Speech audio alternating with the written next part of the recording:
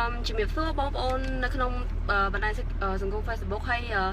ចំពោះអ្នក like page boy ចំនួន 20,000 អ្នកជាងហើយថ្ងៃហ្នឹងខ្ញុំបានចូលរួមលេងក្នុងកម្មវិធីអង្គរសង្ក្រាន្តប្រកួតរូបភាព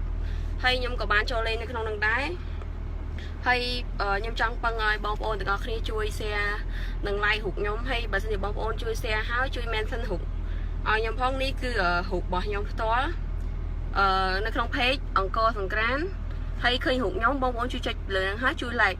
ហើយសម្រាប់អ្នកលេខ1ទទួលបានទឹកប្រាក់ចំនួន2 លានរៀលលេខ2 1 លាន 2 សែនលេខ3ចំនួន 80,000 រៀលបើសិនជាខ្ញុំចូលចំណាត់ថ្នាក់លេខ1ទទួលបានទឹកប្រាក់ចំនួន2 លានរៀលខ្ញុំនឹងយកលុយហ្នឹងទៅជួយចាស់នៅតាមផ្លូវហើយនឹងជួយក្មេងៗដែលខ្វះអាហារញ៉ាំហើយខ្ញុំនឹងបន្តធ្វើសកម្មភាពសង្គមតទៅទៀតហើយ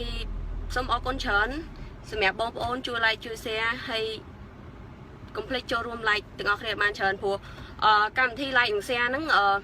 ចប់ត្រឹមម៉ោង 9 យប់នេះគឺគាត់បិទ vote ទាំងអស់គ្នាអញ្ចឹងខ្ញុំសង្ឃឹមថាបងប្អូនដែលបានមើល page របស់ខ្ញុំផ្ទាល់ហើយនឹងនៅក្នុង Facebook ឈ្មោះ Boy Bachelor សង្ឃឹមថាពួកគាត់ជួយខ្ញុំអស់ពីចិត្តអរគុណចំពោះការ like និង share ស្រឡាញ់មិត្តភក្តិទាំងអស់គ្នាបាយបាយ